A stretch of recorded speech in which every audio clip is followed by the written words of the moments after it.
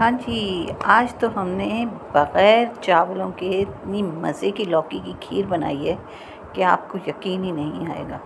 अगर यकीन नहीं आ रहा तो रेसिपी देख लीजिए, कितनी आसान और मज़ेदार खीर बनी है लौकी की। तो इसके लिए मैंने, बल्कि इसके लिए नहीं, मेरे पास एक लौकी छोटी रखी थी, तो मैंने सोचा कि आज मैं बग़ैर चावलों की इसकी खीर ना बना लूँ।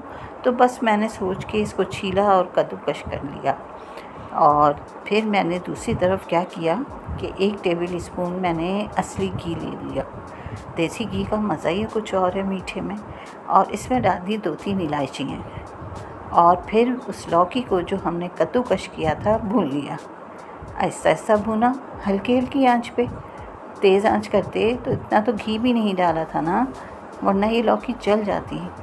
तो और इसको जल्दी जल्दी हमने इसलिए भूनना था कि काली ना हो जाए। लौकी जल्दी काली हो जाती है ना कद्दूकस करते ही।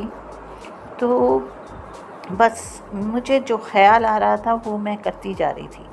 फिर मैंने क्या किया कि जब ये अच्छी तरह से फ्राई हो गई घी और इलायची में, तो मैंने इसमें दूध डाल दिया। ये 1-1.5 बाउल मैंने दूध का डाला है, जो अच्छा ताज़ा दूध था, बहुत क्रीमी सा। उसको मैंने डाल दिया। थोड़ा मैंने बाद में और डाला क्योंकि मुझे कम लग रहा था। और फिर मैं ये भी सोच रही थी ना कि जितना अच्छा ये पकेगा, देर तक पकेगी हल्की हल्की आंच पे, तो इसमें जायका भी तो आना है ना। फिर मैंने इसमें 1 टेबल स्पून भर के मिल्क पाउडर भी डाल दिया ताकि ये और अच्छा बने, और अच्छा।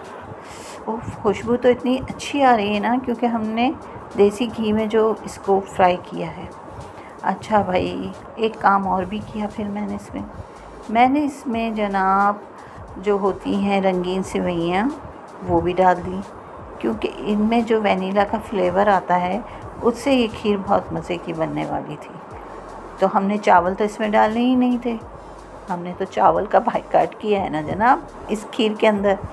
तो उसके बाद मैंने इसमें डाला फूड कलर, 2 से 3 ड्रॉप्स डाले होंगे बस, बहुत ज़्यादा नहीं। हमें थोड़ा सा ग्रीन कलर इसमें ऐड करना था ना, क्योंकि लौकी काली हो जाती है तो अच्छी नहीं लगती। जबकि मैंने फ़ौरन ही कद्दूकस करके दूध में डाल दी थी।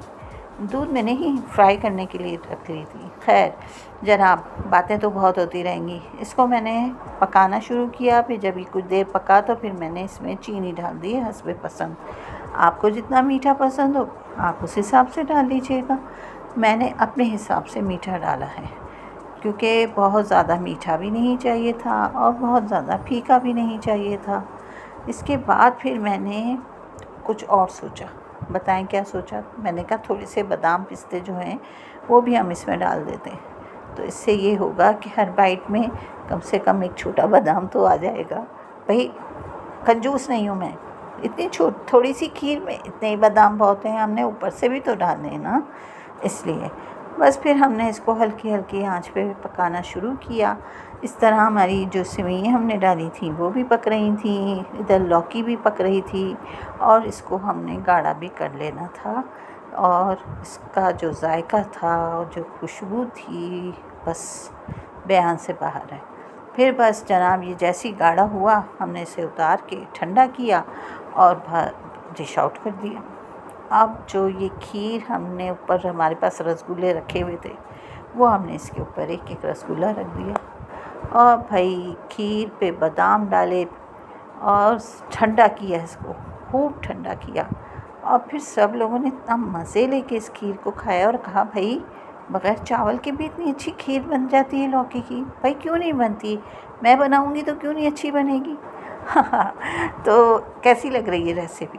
मज़े की, बना लें फिर। तो ये रेसिपी बहुत अच्छी है, आप लोग ज़रूर बनाइएगा और फिर मुझे बताइएगा। फिर मैं इंशाल्लाह आपके लिए एक और रेसिपी लेकर आऊँगी। अल्लाह हाफ़िज़।